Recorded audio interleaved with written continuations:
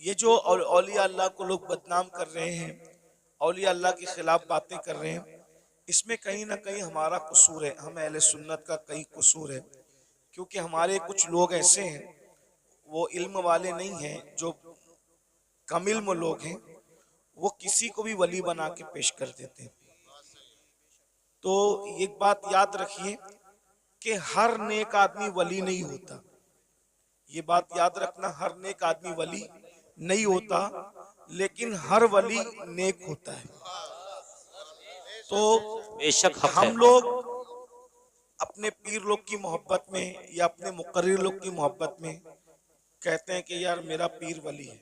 जी तो हम आपके लिए वली है, लेकिन आप उसको पूरी दुनिया से वली मत बनवाइए, जी क्योंकि उसके अंदर कुछ कमियां भी हो सकती है। जी जी जी जैसे मिसाल के तौर पर मुकर्रिर लोगों को देखा, यानी हमारे यहाँ इतना बड़ा दिल है ना मेरी कौम का, जी हजरत। हर मुकर्रिर खतीब आजम, जी जी जी हर आलिम अल्लामतुत्तहर, हर पीर शेखुल मशाइख, ये आदत छोड़ दीजिए।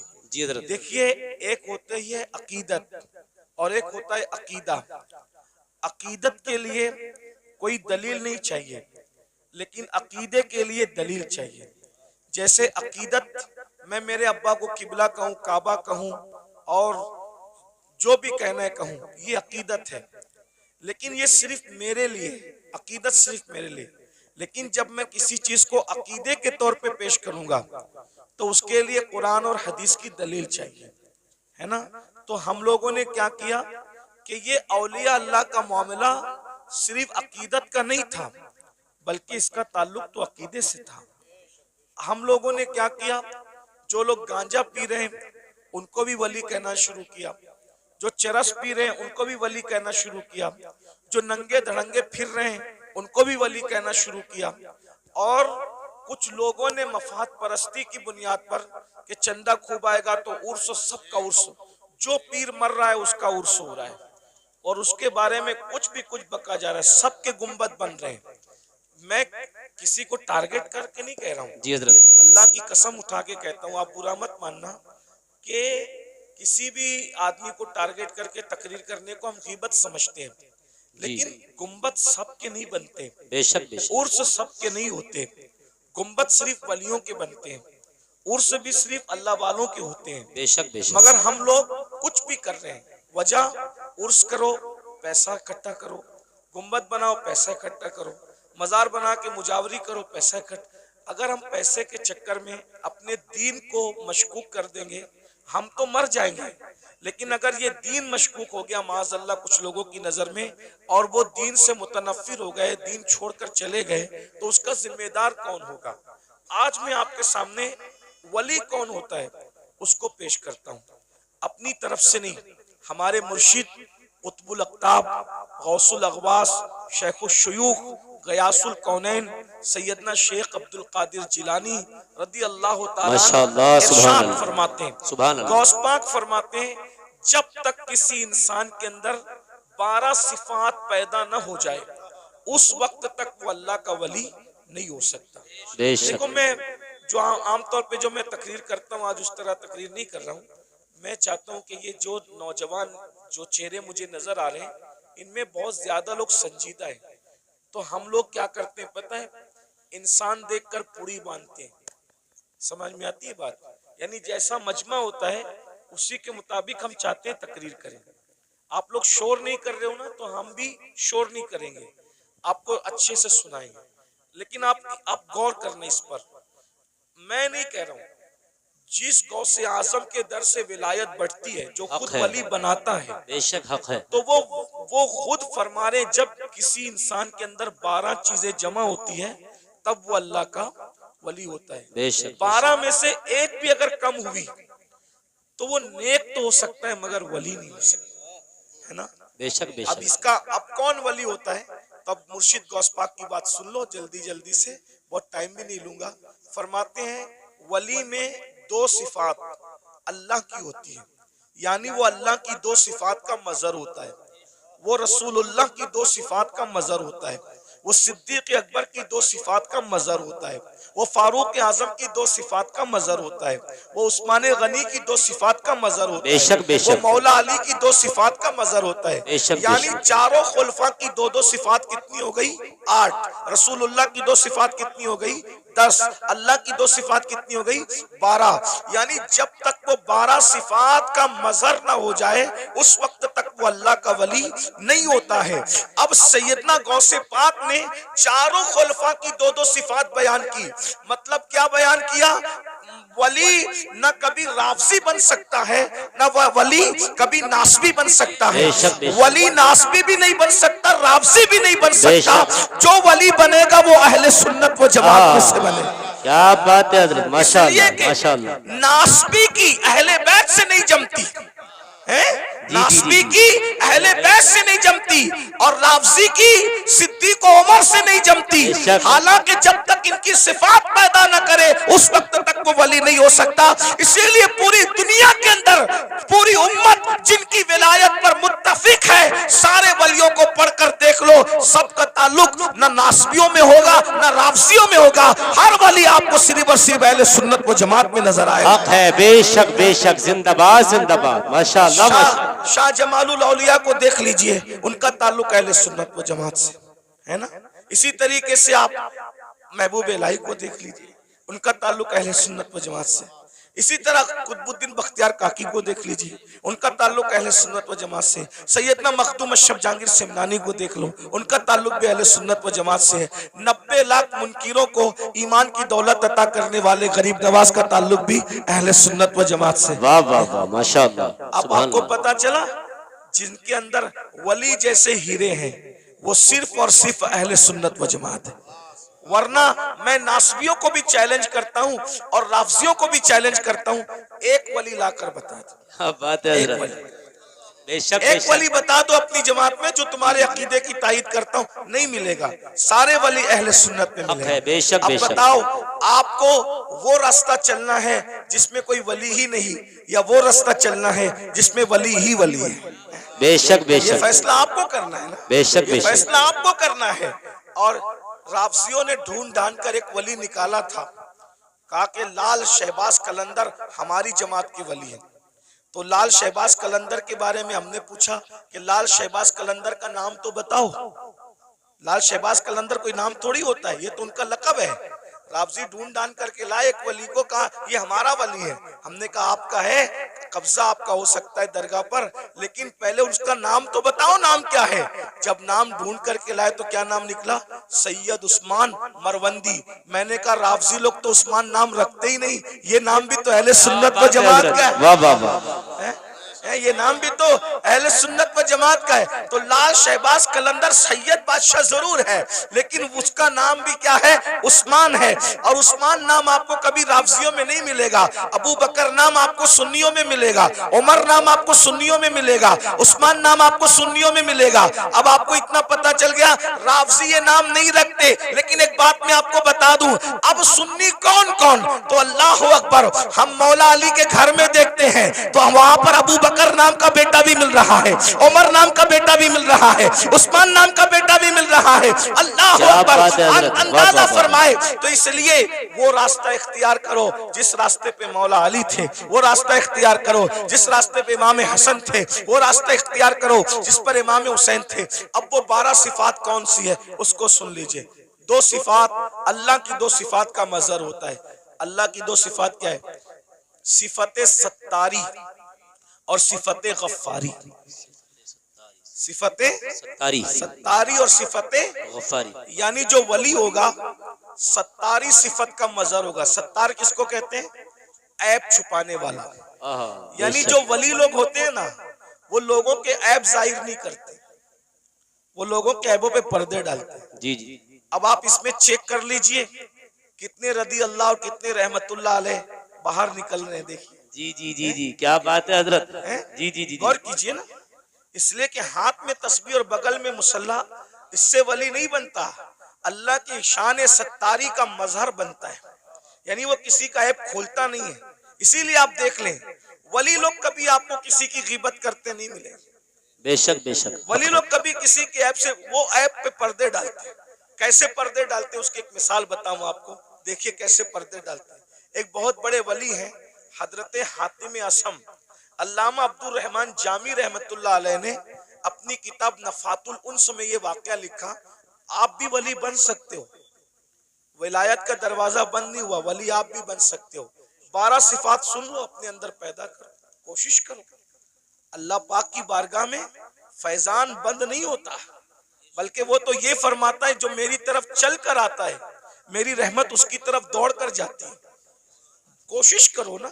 अल्लाह फरमाता है जो हमारी राह में कोशिश करते, वल्लदीना जाहदू फीना लनहदियन्नहुम सुबुलना, जो हमारी राह में कोशिश करते हैं हम उसके लिए रास्ते पैदा कर देते हैं। और सैयदना इमाम जाफर सादिक अला जद्दी वाले सलाम फरमाते हैं अल्लाह तक पहुंचने के इतने ज्यादा रास्ते हैं, जमीन पर जितने बिखरे हुए जर्रात हैं उससे ज्यादा अल्लाह तक पहुंचने के रास्ते मौजूद हैं। बेशक जिंदाबाद। कोशिश करो अल्लाह तक पहुंचने की, कोई मुश्किल नहीं है, बल्कि अल्लाह तक पहुंचना बहुत आसान है, विलायत का निसाब बहुत आसान है। तो हातिम असम के बारे में अल्लामा जामी लिखते हैं, हातिम असम, असम अरबी जबान में बहरे को कहते हैं, बहरा। इन्होंने अपना लकब क्या रखा था? हातिम बहरा। कोई बहरा भी हो उसको बहरा बोलो तो बुरा लगता है कि नहीं लगता? जी जी जी। लेकिन हजरत हातिम बहरे नहीं थे, अपने आप को बहरा कहलवाते थे। वजह, कितनी खूबसूरत वजह, उसको सुनो आपको मजा आएगा। एक बूढ़ी औरत, बुढ़ी, हातिम असम से मसला पूछने आई। उनको उस वक्त तक असम नहीं कहते थे, हातिम कहते थे। तो हजरत हातिम के पास मसला पूछने आई, उसके पेट में कुछ गड़बड़ थी, तकलीफ थी। तो अब तकलीफ की वजह से उसके पेट की जो है वो गैस खारिज हो रही थी। तो उसने सोचा कि इतने बड़े बुजुर्ग हैं, यहाँ ऐसा हो जाए तो अच्छी बात नहीं। इत्तेफाक से उसने बहुत रोकने की कोशिश की, मगर बुढ़ापे में इंसान के आज़ा कमजोर हो जाते हैं। बहुत रोकने की कोशिश की मगर रोक नहीं पाई, और हजरत हातिम असम के सामने उसकी गैस खारिज हो गई। गैस खारिज हो गई तो हवा भी यानी कि आवाज भी निकली। तो वो शर्मा गई, वो बूढ़ी औरत, इतने बड़े बुजुर्ग के सामने ये क्या हो गया हादसा। तो हजरत हातिम ने सोचा कि ये शर्मा गई, मेरे नबी की उम्मत की ये औरत शर्मा गई। तो आपने कान पे हाथ रख के कहा, बड़ी अम्मा जरा जोर से बोलो, तुम क्या कहना चाहती हो। तो उसने बोला, उसने जब बोला तो आपने कहा जरा और जोर से बोलो। तो उसने फिर बोला और जरा जोर से बोलो। उसने और जोर से बोला। अब वो शर्मिंदगी उसकी खत्म हो गई और वो बुढ़िया खुश हो गई कि जो मेरे मुंह की आवाज नहीं सुन सकता वो हवा की आवाज कैसे सुन सकता है। और आप पूरी जिंदगी बहरे बन करके गुजारते थे। लोगों ने पूछा आप बहरे नहीं हो, लेकिन बहरे बन के क्यों जिंदगी गुजार रहे हो। फरमाया मुझे बहरा कहलाना आसान है, लेकिन नबी की उम्मती में से किसी को शर्मिंदा करना मुझे पसंद नहीं है। अकबर अल्लाह, क्या बात है। एक औरत की शर्मिंदगी के खात्मे के लिए पूरी जिंदगी बहरा बन करके गुजार दिया, ये हजरत हातिम असम है। और आज हम लोग नमाज भी पढ़ रहे हैं, रोजा भी रख रहे हैं, तहज्जुद भी पढ़ रहे हैं, लेकिन लोगों के ऐब भी खोल रहे हैं। तो आप ऐब खोल के क्या है, वली नहीं बन सकते, अल्लाह के दोस्त नहीं बन सकते। अगर वली बनना है लोगों के ऐब पे पर्दे डालना सीखो, शान सत्तारी का मजहर बनो, किसी के ऐब न खोलो। आजकल तो हम जहां बैठते हैं ऐब खोलते हैं। अल्लाह के रसूल अलैहिस्सलाम फरमाते हैं तुम जब तक लोगों के ऐब खोलते रहोगे, तुम लोगों के ऐब अपनी हैसियत के मुताबिक खोलोगे, अल्लाह तुम्हारे ऐब अपनी शान के मुताबिक खोलेगा, अल्लाह तुम्हें जलील कर देगा। और अगर तुमने लोगों के ऐबों पे पर्दे डाले, तुम लोगों के ऐब पे पर्दे डालोगे, अल्लाह तुम्हारे ऐब पे पर्दे डालेगा। आज मुसलमान लोगों के ऐब पे पर्दे नहीं डालते, बल्कि आज औरतें, माएं और बहनें मौजूद है, किसी की बेटी को रिश्ता हो रहा है तो उसमें लोग ज्यादा तेल पानी डाल करके वो रिश्ता तोड़ देते हैं। किसी के बेटे का रिश्ता हो रहा है वो रिश्ता तोड़ देते हैं। ऐब पे पर्दे डालने की बजाय लोग ऐब जोई करते हैं। तो दो सिफत, नंबर 2 सिफत गफ्फारी, गफ्फार कहते हैं माफ करने वाले को। सिफत गफ्फारी का मजहर होता है, यानी जो वली होगा वो अपनी जात के लिए कभी झगड़ा नहीं करेगा। वली अपनी जात के लिए कभी झगड़ा नहीं करेगा, क्योंकि जात के लिए झगड़ा करना ये कुत्तों का काम है। जात के लिए झगड़ा करना कुत्तों का काम है, अपनी जात के लिए वली कभी नहीं लड़ता। अब आपसे पूछता हूं, आज हम अपनी जातियात के लिए कितना लड़ते हैं? कितना लड़ते हैं? बाइक टकरा गई, झगड़ा हो गया, पानी मुझे पहले नहीं दिया, झगड़ा हो गया। शादी में खाना खाने मुझे पहले नहीं बिठाया, झगड़ा हो गया। बोलो आज हम अपनी जात के लिए लड़ रहे हैं, इसका मतलब हम अल्लाह के वली कब बनेंगे? जात के लिए जो लड़े वो कुत्ते की सिफत रखता है, वो वली की सिफत नहीं रखता। अब आप देख लीजिए कितने लोग हैं जो जात के लिए लड़ते फिरते हैं। अल्लाह अकबर। एक वाक्य इस पर भी सुन लें कि एक बुजुर्ग के पास एक मुरीद आया और वो मुरीद आकर के कहता है, हजरत आप मुझे इस्म आजम सिखा दें। अगर आपने मुझे इस्म आजम सिखा दिया तो मैं उस इस्म आजम के जरिए से बहुत काम लूंगा। इस्म आजम क्या है उसको सुन लें। इस्म आजम कहते हैं उस अल्लाह के उस नाम को अगर मुर्दे पे पढ़ दो तो मुर्दा जिंदा हो जाए, जिंदे को पढ़ के घूर दो तो जिंदा मर जाए। इस्म आजम की बड़ी बरकत है। फरिश्ते पढ़ते पढ़ते पलक के झपकते आसमान पे जाते हैं और आसमान से जमीन पे आते हैं। तो चूंकि इस्म आजम बहुत बड़ी चीज है, सूफिया ने इसको छुपा रखा है, अल्लाह ने भी इसको छुपा रखा है। ये सबको नहीं बताया जाता, जो उसका हकदार होता है उसी के दिल पर इल्का किया जाता है। तो मुरीद अपने पीर से कहता है इस्म आजम सिखा दे। पीर साहब वाकई पीर साहब थे। उन्होंने कहा बेटा सुबह से शाम तक तुम बाजार में जाकर के बैठो, इंशाअल्लाह शाम को देखेंगे तुम्हें इस्म आजम सिखाना है कि नहीं सिखाना है। वो सुबह से शाम तक बाजार में बैठे तो क्या देखा, बाजार में बहुत करप्शन हो रहा है, खूब जुल्म हो रहा है, कोई किसी का पुरसाने हाल नहीं है। सुबह से लेके शाम तक एक दूसरे पे जुल्म हो रहा है। वो बार बार हाथ मारते थे अपनी रान पर। मुर्शिद ने अच्छा नहीं किया, पीर साहब ने अच्छा नहीं किया, काश के मुझे इस्म आजम सिखा देते तो अभी ये जुल्म करने वालों को घूर देता, मार डालता, तबाह कर देता, बर्बाद कर देता। सुबह से शाम तक यही होता रहा। लेकिन शाम के वक्त जो है बहुत खतरनाक मंजर देखा।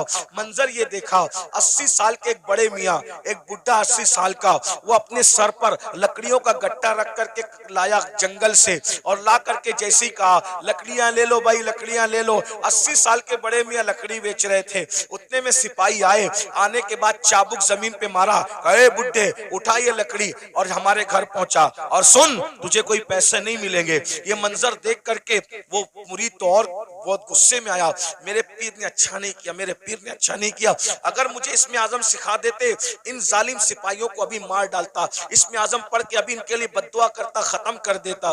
वो बड़े मियाँ 80 साल के बड़े मियाँ हाँपते कांपते उन्होंने फिर लकड़ी का गट्ठा उठाया सर पे और सिपाहियों के पीछे पीछे चले। ये भी पीछे पीछे चला, ले जाकर के गट्ठा रख दिया। रखने के बाद कहा अच्छा अब मैं चलूं। और उसके बाद वो बड़े मियाँ बेचारे न पैसा लिया। 80 साल के बुढ़े को लकड़ी काटने में कितनी तकलीफ हुई होगी, कैसे उसने मेहनत से जमा किया होगा। लेकिन हाय रे जुल्म, अल्लाह अकबर, बहुत लकड़ी पहुंचा करके बिना मजदूरी लिए हुए, बिना रकम लिए हुए उन्होंने टरका दिया, वो चले गए। और उसके बाद ये तो गुस्से में कांप रहा था, मुर्शिद ने अच्छा नहीं किया। अगर अभी मुझे इस्म आजम मालूम होता, इन जालिमों को, इन गुंडों को इस्म आजम पढ़ करके कत्ल कर देता। जैसे ही मुर्शिद की खानका में पहुंचे कहा हजरत आपने सिखा दिया होता, बाजार में क्या गंदगी है, क्या जुल्म है, क्या ज्यादती है। और शाम का वाकया तो बड़ा बदतरीन है हजरत, बड़ा इबरतनाक है। पूरा वाकया उस 80 साल के बड़े मियाँ का बयान किया तो पीर साहब सुन के हंसने लगे। हजरत मैं 80 साल के बुढ़े पे जुल्म बयान कर रहा हूँ और आप हंसते हैं। फरमाया वो जो 80 साल का बुढ़ा तू जिसको कह रहा है वो कौन है, तुझे मालूम है? नहीं मालूम है। कहा वो इस शहर का कुतुब है, कुतुब, वो इस शहर का कुतुब है और उसी ने मुझे इस्म आजम सिखाया है, उसी कुतुब ने मुझे इस्म आजम सिखाया है। वो कहा हजरत जब उसको इस्म आजम मालूम है तो वो पढ़ के उनके लिए बद्दुआ क्यों नहीं कर देता? कहा बेटा जब तक के सब्र करने का मादा उस तरह पैदा नहीं होता, अल्लाह किसी को इस्म आजम की नेमत अता नहीं करता। गौर कीजिए, यहाँ तो आज कोई छोटा मोटा आमिल बन जाए ना समा शबिस्तान रजा पढ़ के तो कहता है कि अगर तूने मेरी बात नहीं मानी तो तेरा पेशाब बंद कर दूंगा, मेरी बात नहीं मानी तो तेरा खानदान जो है वो तबाह कर दूंगा। भाइयों ये सब हाँ उनके होते हैं जो खाली घड़े होते हैं। ये कुतुब लोगों को देखो, ये अब्दाल लोगों को देखो, ये वली लोगों को देखो, इतना जुल्म सह रहे हैं मगर जात के लिए कभी बदला नहीं लेते। क्यों? इसलिए कि जात के लिए लड़ना वली का काम नहीं होता, जात के लिए लड़ना ये तो कुत्तों का काम होता है। वली वो होता है जो सिफत गफ्फारी का मजहर होता है, अपने दुश्मनों को माफ करता है, अपने मुजरिमों को माफ करता है। उस पर एक वाकया याद आ गया, हालांकि बात तवील हो रही है लेकिन बात वाकया याद आ गया, सुन लीजिए। आज छोटी छोटी बात पर आप लोग एक दूसरे पे केस करते हो, क्या जवाब दोगे अल्लाह? हैं? बकरियों के तेरे आंगन में मेरे आंगन में बकरियों पर इतना बड़ा झगड़ा होता है कि मर्डर हो जाता है, कत्ल हो जाता है। कहां कहां तक बात पहुंचती। बारात देर से आई जल्दी आई, उस पर जो है वो शादियां टूट जाती हैं। इतना महर है कि उतना महर है, उस पर शादियां टूट जाती है। मेरे भाइयों सोचो, सब्र नहीं हमारे अंदर, और जब तक सब्र नहीं होगा हम अल्लाह वाले नहीं बन सकते। एक दिन क्या हुआ, इमाम हुसैन के कातिलों में से कातिल मदीने मुनव्वरा आया, मदीने तैयबा आया। और जब मदीना तैयबा आया तो लोगों ने सोचा कि कातिल इमाम हुसैन, कातिलों में से कातिल मदीने मुनव्वरा आया, तो सारे मदीने वालों ने इमाम हुसैन की मोहब्बत में अपने दरवाजे बंद कर दिए। सबने दरवाजे बंद कर दिए, सबके दरवाजे बंद हो गए। इमाम ज़ैनुल आबिदीन का दरवाजा हमेशा बंद रहता था, किसी से मिलते नहीं थे। लेकिन जब उनको किसी ने इत्तला दी, हजरत हजरत करबला में का एक शख्स जो आपके बाबा का कातिल है वो मदीने मुनव्वर आया, और सबने अपना दरवाजा बंद कर दिया। इमाम ने अपना दरवाजा खोल दिया, कहा उसको बुला कर लाओ। वो आया, इमाम ने दस्तरखान बिछाया, उसको खाना खिलाया, पानी पिलाया, उसने खाया भी पिया भी, और खाने और पीने के बाद कहा, ऐ अली, इमाम ज़ैनुल आबिदीन का असली नाम अली है, कहा ऐ अली, शायद तुमने मुझे पहचाना नहीं, या शायद तुम मुझे भूल गए। आपने फरमाया कैसे नहीं पहचाना, अरे ये मदीने वाले क्या करबला में थे? कहा नहीं थे। कहा जो करबला में नहीं थे उन्होंने तुझे पहचान लिया, मैं तो करबला में मौजूद था ना, मैं तुझे कैसे नहीं पहचानूंगा? वो तू ही जालिम है ना, तेरे कहने पे मेरे बाबा के जिस्म पे घोड़े दौड़ाए गए थे, मेरे नन्हे से भाई के हलक पर तीर चलाया गया था, मेरी फूफियां, मेरी अम्मियां, मेरी बहनों के दुपट्टे छीने गए थे, तू ही वो जालिम है ना। अल्लाह अकबर। जब उसने ये सुना लरस गया, हाँ मैं वो हूँ। आपने पहचाना कहाँ? पहचानने के बाद भी ये सुलूक किया? तो इमाम ज़ैनुल आबिदीन ने फरमाया जो तूने किया वो तेरे खून की तासीर थी, जो मैंने किया ये मेरे घर की रिवायत है।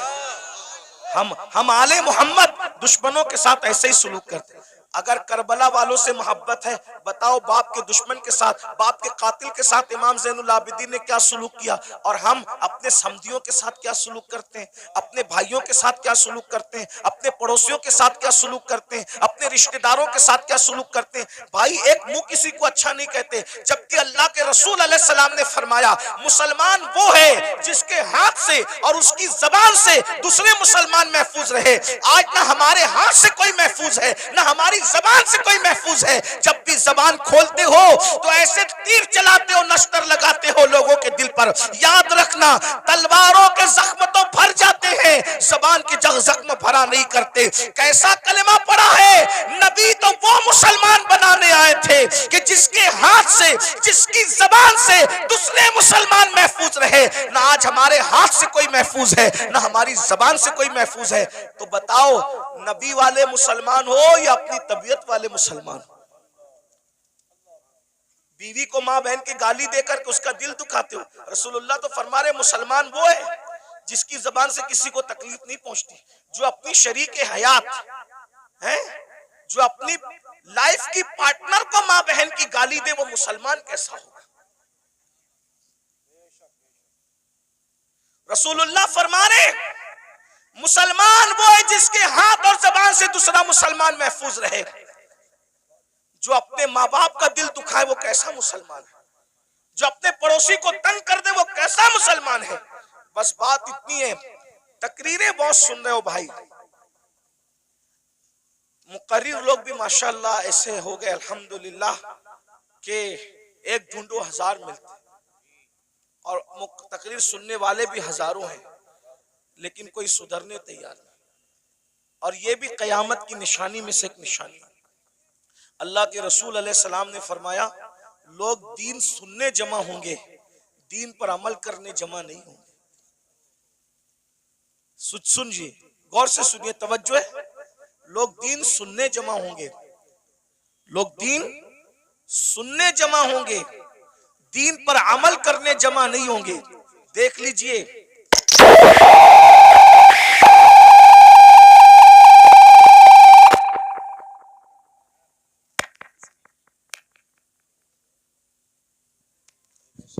किसी की बच्ची मदरसे में रह गई है, वो रो रही है, उसके माँ बाप जहाँ भी हैं वो अपने बच्चे को जाकर के ले ले।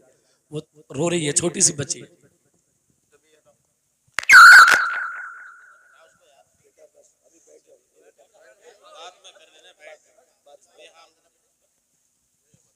लोग दीन सुनने जमा होंगे, दीन पर अमल करने जमा नहीं होंगे। मैं कोई गुस्से में नहीं, लेकिन आपको एक बात कहता हूं, जरा गौर करना, जरा ध्यान देना। आज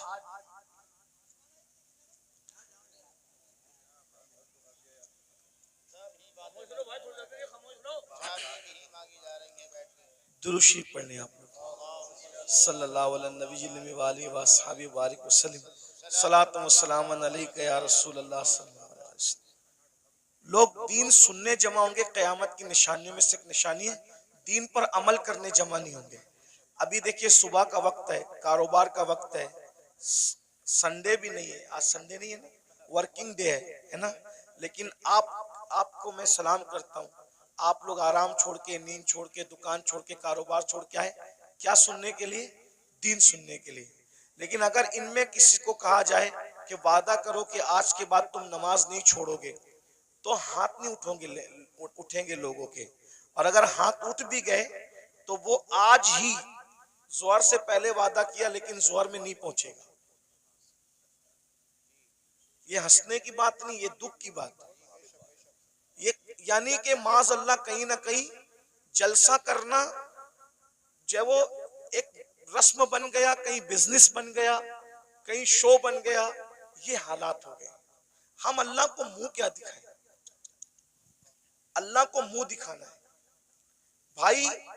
अगर जज के सामने कल तारीख हो ना, तो बड़े बड़े लीडरों को रात को नींद नहीं आती कि सुबह अदालत में खड़े होना है जज के सामने। हालांकि दुनिया का जज रिश्वत लेकर भी फैसला बदल सकता है, दुनिया का जज मुंह देखकर फैसला कर सकता है, दुनिया का जज चेहरा देखकर फैसला कर सकता है, लेकिन वो आदिल जिसकी बारगाह में अंबिया भी कांपेंगे, जिसकी बारगाह में अंबिया उसके महबूब भी नफसी नफसी पुकारेंगे, जिसकी बारगाह में फरिश्ते भी कांपेंगे, थर थर कांपेंगे। अल्लाह कुरान में फरमाता है, यौम यक़ूमुर रूह वल मलाइका सफ़्फ़न ला यतकल्लमूना इल्ला मन अज़िन, कि जिब्रील और सारे फरिश्ते अल्लाह की हैबत से थर थर कांपेंगे। अरे जहां जिब्रील भी कांप रहे होंगे, हम अल्लाह को क्या मुंह दिखाएंगे? ये जन्नत को जितना आसान और सस्ता समझ रखा है हमने आप लोगों ने, इतनी सस्ती नहीं है। महशर में पता चलेगा कि जो मुखलिस उलमा हमें नसीहत करते थे, हमें कान से सुन के दूसरे कान से उड़ा देते थे, हम उनकी बातों को नहीं लेते थे, उनकी बातों पर अमल नहीं करते थे, उस वक्त तुम पछताओगे। मगर उस वक्त का पछताना काम नहीं आएगा मेरे भाई। अगर होश के नाखून लेना है तो आज ले लो, संवरना है तो आज संवर लो, सुधरना है तो आज सुधर लो। एक बात मुझे याद आई, अब अगला उन्वान में नहीं पेश करता, 5 मिनट में अपनी बात पूरी कर लेता हूँ 5 मिनट के अंदर, इसलिए कि आप सब बहुत अच्छे से सुन रहे हैं, लेकिन कहीं ना कहीं हमारे अंदर कमी है कि कुछ लोग यहाँ पे मेरे करीब गड़बड़ कर रहे हैं, उनको इस बात की अहमियत नहीं है। तो कोई बात नहीं, मैं 5 मिनट में बात पूरी कर लेता हूँ। इतना सुनिए, मुझसे और अल्लाह क्या क्या पूछेगा, आपसे मुझसे अल्लाह क्या क्या पूछेगा पता है? कुरान कहता है, फमन यअमल मिस्काल ज़र्रतिन खैरन यरा वमन यअमल मिस्काल ज़र्रतिन शर्रन यरा। एक जर्रे के बराबर नेकी की होगी, अल्लाह तुम्हें वो भी दिखाएगा, और एक जर्रे के बराबर बुराई की होगी, अल्लाह तुम्हें वो भी दिखाएगा। सहाबा किराम ने इस आयत के नुज़ूल के बाद पूछा कि अल्लाह हमसे क्या क्या पूछेगा, तो आका इरशाद फरमाते हैं, अगर तुमने नाखून के अंदर किसी की दीवार की मिट्टी भी खुरची होगी, तो अल्लाह क़यामत के दिन उस मिट्टी के बारे में भी तुमसे पूछे। अगर तुमने पिस्सू समझते, पिस्सू बहुत छोटा सा बारीक कीड़ा होता है, नजर भी नहीं आता, लेकिन चमड़ी पे बैठता है, काटता है तो आदमी झुंझला जाता है। अगर तुमने पिस्सू को गाली दी होगी, तो अल्लाह पूछेगा कि तूने पिस्सू को गाली क्यों दी थी, क्योंकि वो मेरी मखलूक है। अगर तुमने खटमल को गाली दी थी, तो अल्लाह तुमसे खटमल को गाली देने के बारे में भी पूछेगा। ये यहाँ जो दादागिरी, गुंडागर्दी, बाबागिरी जो कुछ कर रहे हो, और फिर सोचते हो कि जन्नत हाथ से नहीं जाने वाली, अल्लाह अल्लाह है, अल्लाह अल्लाह है। मैं बार बार कौम को कहता हूँ, जो नबियों के बेटों को जहन्नम में डाले वो अल्लाह है, जो नबियों की औरतों को जहन्नम में डाले वो अल्लाह है, जो नबी के सगे चचा को जहन्नम में डाले वो अल्लाह है। अल्लाह अल्लाह है। इतना बेपरवाह मत हो जाइए, इतना बेपरवाह मत हो जाइए, इतना बेपरवाह मत हो जाइए। नबी का सगा चचा इब्राहिम खलीलुल्लाह जैसे नबी का सगा चचा आजर बिच्छू की शक्ल में जहन्नम में डाला जाएगा। बताओ बताओ मेरे भाइयों, किस किस किस धुन में हो, किस मस्ती में हो, किस गफलत में हो। नूह अलैहिस्सलाम की एक बीवी जहन्नम में डाली जाएगी, नूह की बीवी, उलुल आज़्म पैगंबर की बीवी जहन्नम में डाली जाएगी। ये बहनें क्या समझ रही है कि कलमा पढ़ के जन्नत शरीफ मिल जाएगी? कुरान कहता है, क्या तुम ये तसव्वुर करते हो कि तुमने कहा कलमा पढ़ा और तुम्हें आजमाया नहीं जाएगा? तुम्हें आजमाया जाएगा और रोज आजमाया जा रहा है। फजर की सर्दी में तू अपनी जान से प्यार करके सोता पड़ा है, या अल्लाह की मोहब्बत में ठंडे पानी से वुजू करके तू मुसल्ले पे खड़ा है, आजमाया जा रहा है। आज अपनी जान की मोहब्बत में सर्दी में नरम नरम बिस्तर पर सोने वालों, जहन्नम में जलने के लिए तैयार हो जाओ। क्या समझते हैं? जो लोग आपको ये कहते हैं ना, काश के कोई बुरा ना माने, और अगर किसी को दीन हक की बात सुनने में बुरा लग जाए तो लगता रहे। बहुत कुछ सोचकर बना हूं मौजे दरिया का हरीफ, वरना मैं भी जानता था आफियत साइल में है। एक कड़वी कसेली बात सुनने के लिए हिम्मत इसीलिए जुटाता हूं कि पूरी दुनिया मुझे गाली दे, लेकिन सिर्फ मेरा अल्लाह और मेरा रसूल मुझसे खुश हो जाए, बस। जो पिया को भाई अख्तर वो सुहाना राग है, जिससे ना खुश है पिया वो रागनी अच्छी। जो आपको जलसों में कहते हैं ना, इनका चेहरा देखो और जन्नत में जाओ, इनका चेहरा देखो जन्नत में जाओ, अमीनुल कादरी का चेहरा देखो जन्नत में जाओ, ये शैतान ने इनकी फिक्र को अगवा कर लिया है। वो तुम्हें जहर दे रहे हैं, जहर। कोरोना का वायरस इतना खतरनाक नहीं है, बदअमली और बदअकीदगी के बाद भी जन्नत का टिकट बांटने का वायरस इतना खतरनाक है। कोरोना किसी को होगा तो वो अकेला मरेगा। ये गंदगी जो आएगी ना, कि बेअमली के बाद भी, जिना के बाद भी, बदकारी के बाद भी, हरामकारी के बाद भी सिर्फ सलीम मियां को देखो जन्नत में जाओ, अमीनुल कादरी को देखो जन्नत में जाओ, और मुफ्ती साहब को देखो जन्नत में जाओ। मेरे भाई, जिनको देख देख करके जन्नत बांट रहे हो, क्या तुम्हारे पास कोई गारंटी है कि ये लोग भी जन्नत में जाएंगे? हैं? बताओ ना। खिलवाड़ न करो। ये कौम बहुत भोली है, ये हमारी बातों पर यकीन करती है, लेकिन मेरी कौम के नाजिमों, मेरी कौम के वाइजों, उलमा नहीं करते। जो वाकई आलिम रब्बानी वो ये काम नहीं करता। उसको पड़ी नहीं है प्रोग्राम की, कोई बुलाए तो बुलाए, कोई नहीं बुलाए तो बुलाए। जिन्होंने धंधे पानी शुरू कर रखे हैं वो तुम्हारी चापलूसियां करते हैं, और तुम भी नारे लगाते हो, इनको देखो जन्नत में जाओ, और फिर उसके बाद आप सिर्फ जब देख करके जन्नत मिलेगी, कोई बेवकूफ है फजर पढ़ने के लिए उठेगा? कोई बेवकूफ है जो चेहरे पे दाढ़ी रखेगा? कोई बेवकूफ है जो मुसल्ले पे रोएगा? अरे तुमने किसको देखा? सलीम मियां का नाम इसलिए ले रहा हूं कि ये मेरा भाई है, बुरा नहीं मानेगा मेरा भाई, मैं जानता हूं, अब मेरा हक है। आपने सलीम मियां को देखा ना, आपने अमीनुल कादरी को देखा, आपने मुफ्ती साहब को देखा ना। आओ मैं उसकी बात करूं जिसने सलीम मियां को नहीं, सलीम मियां के जद्दे करीम को देखा। किसको? किसको? खुदा को देखने वाली जो आंखें हैं वो मुस्तफा जाने रहमत की आंखें हैं।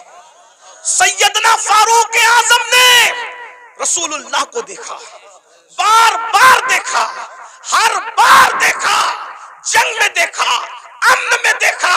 अरे उमर तो ऐसे नमाजी थे कि पहली सब में नमाज पढ़ते थे, फिर भी हालत नमाज में कंकियों से नबी का चेहरा देखते थे। ऐसा नबी को देखने वाला, ऐसा नबी को देखने वाला। लेकिन जब उसी उमर इब्ने खत्ताब का आखिरी वक्त आया, उसी उमर इब्ने खत्ताब का, कौन उमर जिसका जिक्र तौरात में है, जिसका जिक्र इंजील में है, जिसका जिक्र कुरान में है, जिसके मशवरे की ताईद में कुरान की 22 आयतें नाजिल हुई है। मेरे भाइयों, 22 आयतें। ये जो वत्तखिज़ु मिन मकाम इब्राहिम मुसल्ला किसकी आयत, किसकी ताईद में आई? फारूक आजम की ताईद।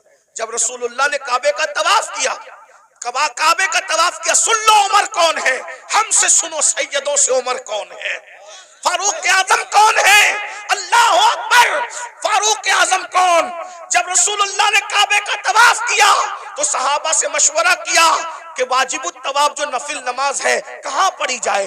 सहाबा का दिल खुश करने के लिए किसी ने कहा काबे के अंदर पढ़िए, किसी ने कहा हतीम में पढ़िए, किसी ने कहा यहां पढ़िए, किसी ने कहा वहां पढ़िए। फारूक आजम ने कहा या रसूल अल्लाह, जहां आपके दादा इब्राहिम अलैहिस्सलाम के कदम का निशान है वहां पर आप नमाज अदा कीजिए। अभी उमर ये कह रहे थे कि जिब्रील आ गए, कहने लगे वत्तखिज़ु मिन मकाम इब्राहिम मुसल्ला, जहां आपके दादा इब्राहिम के कदमों का निशान है उसको अपना मुसल्ला बना लीजिए। शराब की हुर्मत की बात फारूक आजम के मशवरे की ताईद में, पर्दे की बात फारूक आजम के मशवरे की। और कौन फारूक आजम? जिसके बारे में कहा मेरे बाद अगर कोई नबी होता उमर इब्न खत्ताब होता। कौन फारूक आजम? जब फारूक आजम आ रहे हैं, जिब्रील अलैहिस्सलाम रसूलुल्लाह की बारगाह में मौजूद हैं, तो जिब्रील ने फारूक आजम को देख के मुस्कुराया। मेरे सरकार ने कहा क्यों मुस्कुरा रहे हो जिब्रील? हुजूर आपका यार उमर आ रहा है। तो आका ने फरमाया क्या मेरे उमर को आसमान वाले भी पहचानते हैं? मेरे उमर को आसमान वाले भी पहचानते हैं? तो जिब्रील अलैहिस्सलाम कहते हैं हुजूर जमीन वालों से ज्यादा उमर को आसमान वाले पहचानते हैं। और सरकार ने कहा जरा मेरे उमर की शान बयान कर दो जिब्रील। तो जिब्रील ने एक जुमले में शान बयान की। कहते हैं या रसूल अल्लाह, अगर मैं हजरत नूह की उम्र के बराबर यानी 1000 साल की उम्र लेकर के आऊं और उम्र की फजीलत बयान करता रहूं तो 1000 साल खत्म हो जाएंगे मगर उम्र की फजीलत खत्म नहीं हो सकती। इतनी बड़ी हस्ती है ना। रसूलुल्लाह को देखा, रसूलुल्लाह को देखा। अब सुन लो उनका जिंदगी का आखिरी वक्त। फारूक आजम शहीद है। फारूक आजम शहीद है। अल्लाह अकबर। और किस हालत में शहीद है? हालत नमाज में। आखिरी वक्त आ गया, चारपाई पर फारूक आजम लेटे, पूरा जिस्म खून से लहू लहान है। फारूक आजम लहू लहान है पूरा जिस्म। फारूक आजम अपने बेटों से कहते हैं मेरे बेटों, मेरे बच्चों, तुमने मेरी फर्मा बरदारी की, मैंने जो कहा तुमने मेरी बात मानी, अल्लाह ने मुझे फर्मा बरदार औलाद अता की, आज मेरी फर्मा बरदारी करोगे आखिरी वक्त में? लोगों बच्चों ने कहा जी हुजूर जरूर करेंगे। फरमाया एक काम करो, मुझे चारपाई से उठा के जमीन पे डाल दो। देखो ये फारूक आजम के आखिरी लम्हात है, ये उनकी आजिज़ी है, ये उनकी इनकिसारी है, ये उनका इखलास है। जन्नत का कहाँ ख्वाब देख रहे हो भाइयों? ना वुजू आता है ना गुस्ल आता है। 2 रकअत नमाज जुमा पढ़कर ऐसे भागते हो जैसे स्कूल की छुट्टी होने पे स्कूल के बच्चे भागते हैं। भाइयों जरा सोचो ना, जरा गौर करो ना, जरा गौर तो कीजिए, अपने आप पे रहम कर लीजिए। हम में से कोई अल्लाह के अजाब को बर्दाश्त करने की ताकत नहीं रखता, हम में से कोई जहन्नम का सामना करने की ताकत नहीं रखता। मत आप धोखा दीजिए अपने आप को, मत फरेब कीजिए अपने आप से, अपनी आखिरत को तबाह मत कीजिए। वो मुसलमान बनिए जैसे हुजूर मुसलमान बनाने आए थे। सैयदना फारूक आजम फरमाते हैं मुझे चारपाई से उठाकर जमीन पे डाल दो। जब जमीन पे डाल दिया गया तो फारूक आजम खाक पर अपने चेहरा रगड़ने लगे और रोकर कहते अल्लाह उमर की बख्शिश कर दे। उमर की जिसको रसूलुल्लाह ने जन्नत की बशारत दी उसकी जिंदगी का एंड ये है। उमर की ये उनका खौफ खुदा है, ये उनकी आजिज़ी है, ये उनकी इनकिसारी है। अल्लाह उमर की बख्शिश कर दे, मगफिरत कर दे। रो रहे हैं, मैं उमर क्या जवाब दूंगा तेरी बारगाह में, उमर क्या हिसाब देगा तेरी बारगाह में। इधर का चेहरा रगड़ते, इधर का गाल रगड़ते हैं और अल्लाह की बारगाह में कहते हैं मुझे माफ कर दे, मेरे बुढ़ापे पे रहम कर दे। किसी ने कहा अमीरुल मोमिनीन आप तो वो है ना, आप वो हैं कि आपने इतना फतुहात, इतने फतुहात किए, ये काम किया दीन का, ये काम किया दीन का, ये काम किया दीन का। सर उठा के कहते हैं ओ मनकबत पढ़ने वाले खामोश, ये मनकबत पढ़ने का टाइम नहीं। क्या कहा? ये मनकबत पढ़ने का टाइम नहीं है। और हम तो माइक पर अपनी फजीलत सुन के खुश होते हैं, जबकि वो सही भी नहीं होती, झूठ झूठ होती है, झूठ झूठ होती है। अस्तगफिरुल्लाह। बहुत सारे नाजिम लोग 25,000 20,000 सिर्फ झूठ बोलने का लेते हैं। उस कौम को बर्बादी से कौन रोक सकता है जो कौम झूठ बोलने के लिए 25,000 रुपए देती है? आना सलीम मियाँ की करामत गढ़ के बयान करना 25,000 लोग, अमीनुल कादरी करामत बयान करना 25,000 लोग, मुफ्ती साहब के बारे में बताना, इन जैसा तो आलिम रब्बानी जो है वो 200 साल में वही नहीं है, ये सब कहना। अरे सुनने वालों, तारीफ सुनने वालों, अल्लामा शरफुद्दीन यहिया मनीरी कहते हैं दुनिया में जितना बड़ा दावा करेगा कयामत के दिन उतनी बड़ी दलील अल्लाह को पेश करनी पड़ेगी। बताओ मेरे भाइयों, कहाँ हो? जलसों का मिजाज बदल दिया तुम लोगों ने, सब चौपट करके रख दिया। दीन जलसों में नहीं होगा तो कहाँ होगा? फारूक आजम की जो मनकबत पढ़ी जा रही थी वो कोई नाजिम नहीं पढ़ रहा था, वो सच्ची मनकबत थी। अरे जिसकी मनकबत कुरान पढ़े उससे बड़ा वली कौन हो सकता है?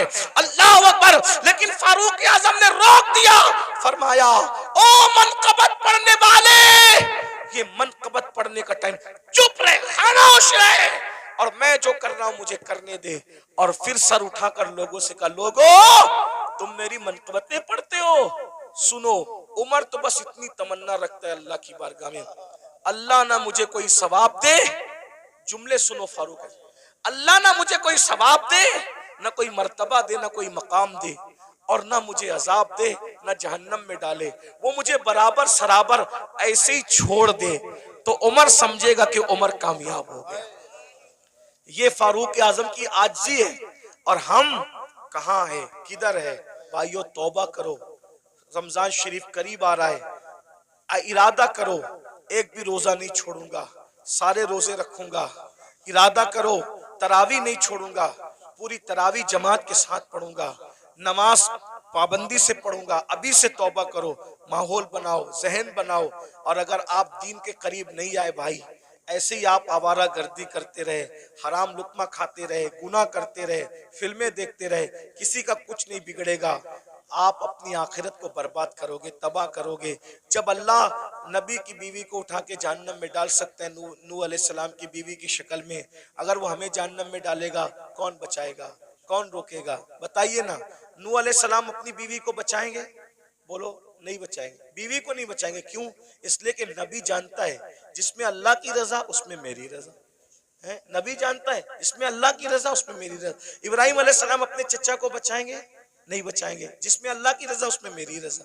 गौर कीजिए, ये नहीं कह रहा हूं कि नबी बचा नहीं सकता, नबी जिसको चाहे बचा सकता है, लेकिन हम अल्लाह का जितना अदब करते हैं उससे ज्यादा अदब अल्लाह का अंबिया करते हैं। मौला जो तेरी रजा वो हमारी रजा। ये कुफ्र पर मरे हम इनको नहीं बचाएंगे, तूने मना कर दिया हम नहीं बचाएंगे। हाँ, अगर तूने इजाजत दी तो जिनको हम पहचानते भी नहीं है हम उसको बचा लेंगे, उनको बचा ले। नबी साहिब इख्तियार होता है, मजबूर नहीं होता। लेकिन नबी की अल्लाह से मोहब्बत और अल्लाह की बारगाह का अदब यह है कि कोई नबी अल्लाह का कहना नहीं तोड़ेगा। एक आखिरी बात आई, मैं वो बात कहने चला था, फिर बीच में बात आ गई। हम अल्लाह को क्या जवाब दें? लोग जिना कर रहे हैं, ये नौजवान छोकरे आज के 16-16, 17-17 साल की उम्र में जिना करते हैं, लड़के लड़कों के साथ बदकारियां करते हैं, क्या क्या जुर्म करते हैं, बुराइयां करते हैं। अल्लाह को क्या जवाब दोगे? अल्लाह के सामने बोल पाओगे कि हम जिना करके आए? बोलो, अल्लाह के सामने बोल के आओगे हम औरतों पे पाप की नजर डाल के? अल्लाह के सामने बोल पाओगे कि हम बदकारी करके? बताओ, कुछ बोल पाओगे? नहीं बोल पाओगे। भाई हम जब अपने पीर के सामने नहीं बोल सकते तो अल्लाह के सामने क्या जवाब दें?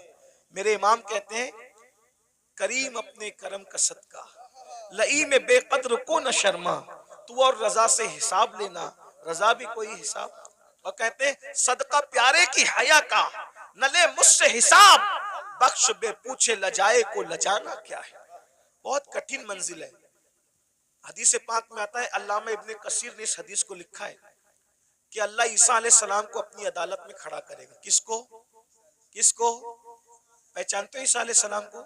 हमारे नबी से पहले जो नबी आए वो कौन थे? ईसा अलैहिस्सलाम। और ईसा अलैहिस्सलाम कौन है आपको पता है? ये कंवारी मरियम, जिसको किसी मर्द ने हाथ भी नहीं लगाया, अल्लाह ने बिन बाप का कंवारी बतुल मरियम से ईसा अलैहिस्सलाम को पैदा किया। सुभान अल्लाह। अल्लाह ने इनको झूले में बोलने की ताकत अता की। ये कलिमतुल्लाह है, रूहुल्लाह है। इनको जब सूली देने की साजिश की गई तो अल्लाह ने इनको आसमानों पे उठा लिया। अब ध्यान देना, जब ये आसमानों पे उठा लिए गए तो इनके मानने वालों ने इनको कहा कि ईसा खुदा का बेटा था और मरियम खुदा की बीवी थी। माज़अल्लाह, अल्लाह का कोई बेटा नहीं है, अल्लाह की कोई बीवी। लेकिन उनके मानने वालों ने ये गंदगी फैला दी। तो अल्लाह उन मानने वालों ने जो गंदगी फैलाई ना, उस गंदगी के खात्मे के लिए, यानी अल्लाह हजरत ईसा से हिसाब लेने के लिए नहीं, तवज्जो, अल्लाह जानता है कि ईसा पाक है, मासूम है, उन्होंने कोई कसूर नहीं किया, लेकिन मैदान महशर में ईसाइयों को, क्रिश्चियन को रुस्वा करने के लिए, ईसाइयों को रुस्वा करने के लिए अल्लाह हजरत ईसा को अपनी अदालत में खड़ा करेगा, और अपनी अदालत में खड़ा करके अल्लाह पूछेगा कि ऐ ईसा, क्या तुमने इन ईसाइयों को, अपने मानने वालों को यह कहा था कि तुम अल्लाह के बेटे और तुम्हारी मां अल्लाह की बीवी है? तुमने ये बात कही थी?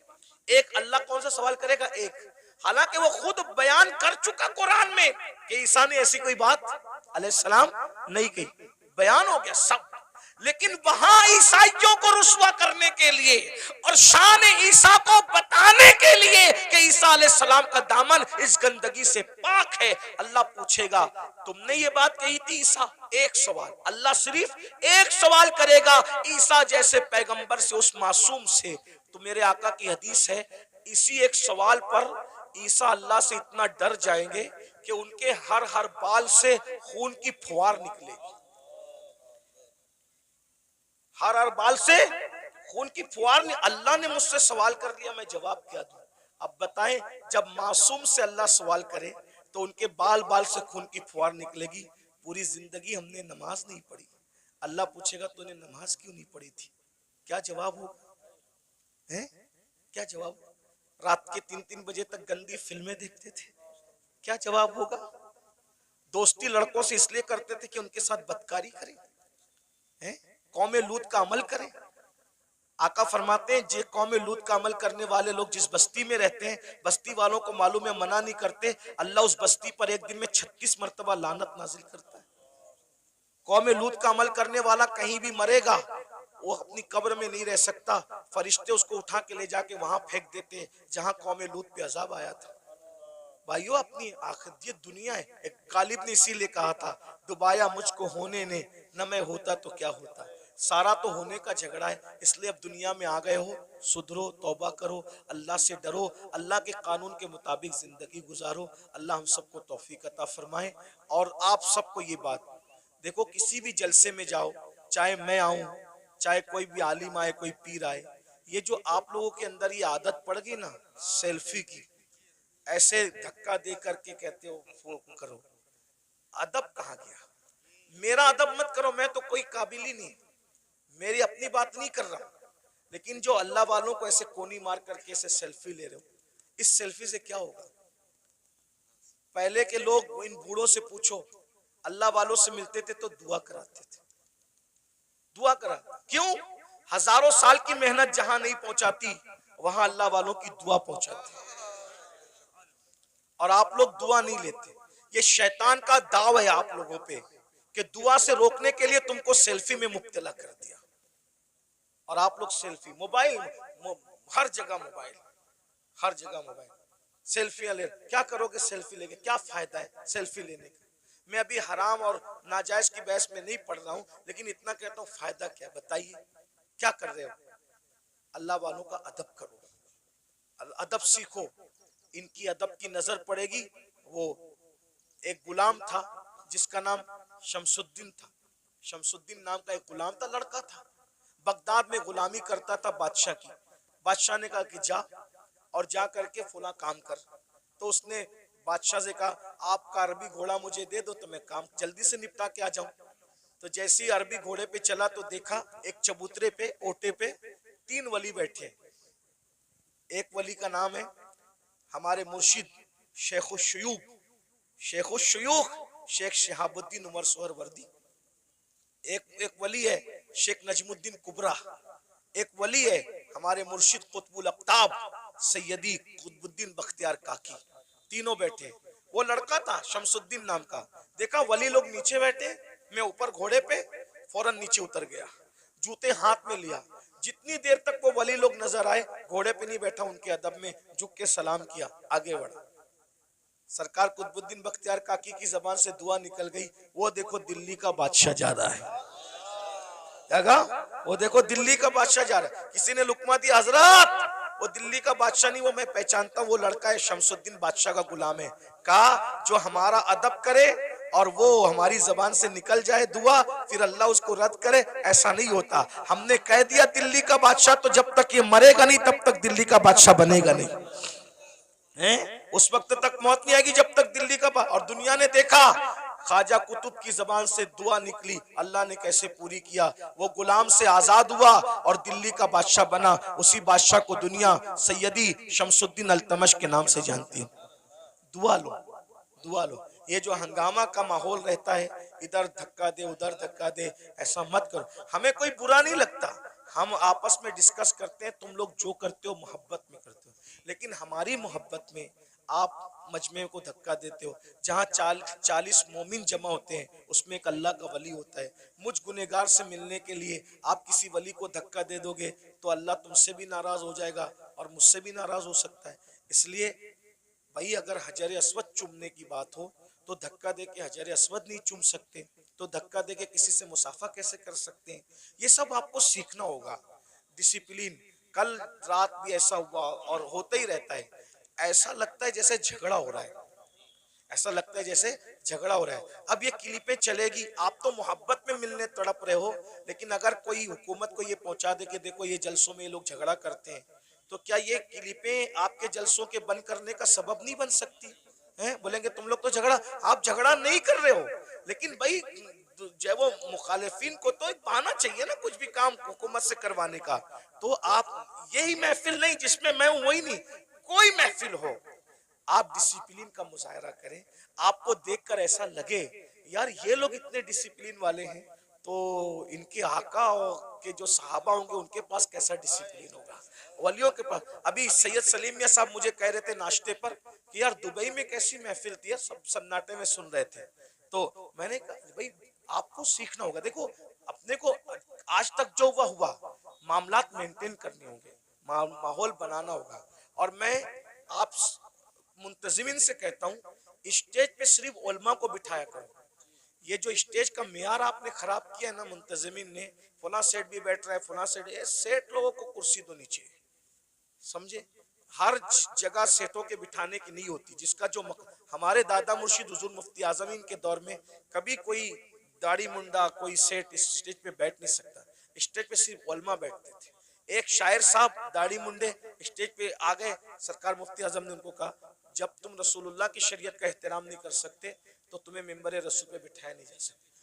यानी वो लोग अच्छा बुरे का कोई वो कि किसी को अच्छा लगे तो लगे, जिसको बुरा लगे तो शरीयत एक नंबर पर है, अल्लाह की रजा एक नंबर पर है। वो ऐसे लोग थे। लेकिन आज हम लोग क्या है, कोई चंदा दे रहा है ज्यादा तो हमने दिन का कानून तोड़ दिया उसके लिए। ये सब अच्छी बात नहीं करो, ये सब इससे नुकसान होगा। फिर कोई भी स्टेज पे चढ़ के आता है, ये स्टेज की बात नहीं कर रहा हूँ मैं, जनरल बात कर रहा हूँ। आप इनसे बदजन मत होना, इस जलसे वालों से, जनरल बात कर रहा हूँ। तो ये सब मत करो। जिसका जहां मकाम है, उलमा जहां बैठते हैं उलमा बैठे, सेठ लोग मुखैर लोग जहां बैठते हैं उनको कुर्सी देके बिठा दो, सियासी लीडर आना है उनको कुर्सी देके बिठा दो, सबको इज्जत दो। मैं ये नहीं कह रहा हूँ किसी को जलील करो, सब हुजूर का जो उम्मत है वो इज्जत के काबिल है, लेकिन जो कुर्सी में बैठे उसको कुर्सी दे दो, अच्छे से बिठा दो। स्टेज पे सिर्फ उलमा रहे, मुतशर्रा रहे। और जो मेरे स्टेज पे बैठे हुए लोग हैं उनसे भी कहता हूँ आप लोग भी फोटो वोटो न खींचिए। देखो हमारे बुजुर्गों ने फरमाया कि अगर आलिम दीन अगर जो है वो सुन्नत तर्क करेगा तो पब्लिक फर्ज पढ़ना छोड़ देगी, समझे? आलिम अगर चलते चलते रास्ते से टोपी उतारेगा तो पब्लिक, हाँ वो नहीं कहना चाहता था, सही कहा जी, सही कहा, यही कहा हुजूर मुफ्ती आजम ने, यही कहा। लेकिन कुछ चीजें माइक पे कहने की नहीं होती। आप अल्लाह आपको जज़ाए खैर दे, मेरा काम आसान कर दिया। यानी तुम टोपी उतार के सर नंगा करोगे, लोग अपना पूरा वजूद बगैर कपड़े का कर लेंगे, इसका ख्याल करें।